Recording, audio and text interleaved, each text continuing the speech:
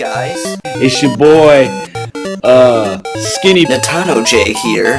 Yes, you heard the man. It is Natano J here, and today I've got another school project for you guys. And this one's gonna be great.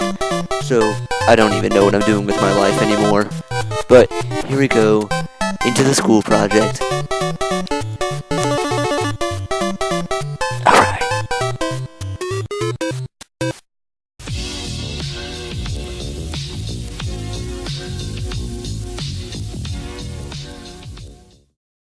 But hey, what's up guys? It's your boy Natano J, and today I'm going to be talking to you about World War I. Yes, we are literally going to be talking about literally World War I. I am not even joking. We are talking about World War I, and more specifically, why the United States joined that frickin' war and the unimportance of that war. No, I'm just kidding, guys. I'm not going to talk about how unimportant it was because, it was a pretty crucial thing to how our life is shaped today. But what I am going to be talking about is how America joined the war and why they joined the war. Yes, I am literally going to be talking about why America joined the war. So without any further ado, let's get right into this crap.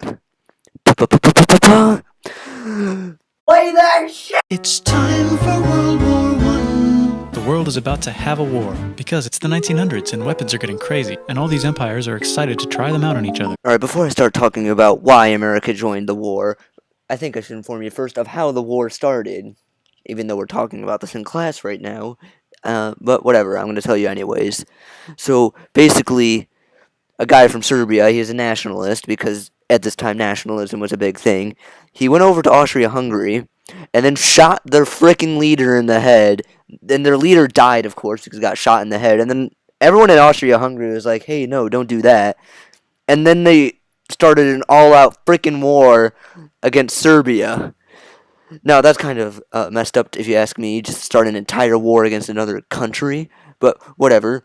And Serbia, they're friends with, Great Britain and crap and some other countries, and they're like, yo, no, don't do that to our friend.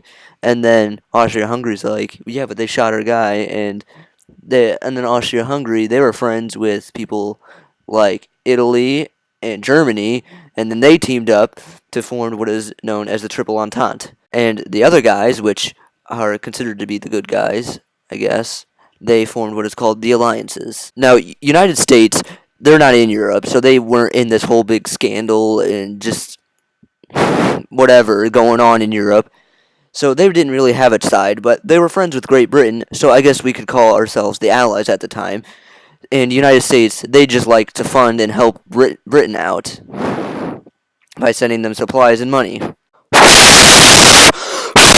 All that stuff belongs to Germany, which just had war declared on it by Britain because Britain was friends with Belgium, which was being trespassed by Germany in order to get to France to kick France's ass because France is friends with Russia, who was getting ready to kick Austria's ass because Austria was getting ready to kick Serbia's ass because someone from Serbia shot the leader of Austria's ass, or actually shot him in the head. I thought I'd just show you that just to give you more of a visual representation of what I said, because it kind of doesn't make sense because everyone was kind of stupid back then, and they just wanted to kill everyone else. Now that you know how World War I all began and happened, which, it was all kind of stupid if you ask me, time to tell you why our good old country, the United States, yes, our country, the United States, some may say the best country in the world, others may beg to differ, but whatever, we joined the war, and ultimately it was because Germany was being some frickin' pricks, and they used unrestricted submarine warfare. Well, they didn't call it submarines, they called it U-boats, which, underwater boat. We call them submarines now because, submarines just sound cooler. U-boats is lame. Just submarines sounds freaking cooler, that's why. But anyways, the British had a ship that was named the Lusitania, that ship wasn't out to harm anyone at all. But Germany thought it'd be funny to take one of their frickin' U-boats and their frickin' torpedoes coming out of their U-boats and submarines, whatever they're called, and sink the ship for no reason. And America's just like, whoa, you can't do that. That's our friend Great Britain. And then America's like, You know what? You're not allowed to do that. So, in 1917, the United States declared war on Germany. If you're familiar with U.S. history, then you know that the United States always hasn't been nice to Mexico. Like, we had a big argument over who gets to have Texas and all that southern area over there. So, Mexico doesn't really like us too much, but whatever. Germany likes, they think they take advantage of this.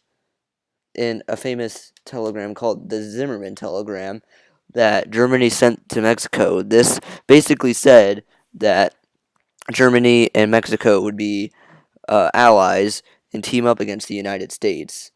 And the ultimate goal was to give the southwestern part of the United States to Mexico, which includes about Arizona, New Mexico, and Texas. Or I think it was only part of Texas.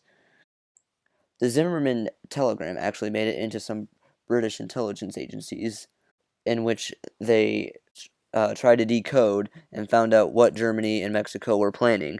So they told the United States so that the United States could put up a fight against Germany and Mexico during the war.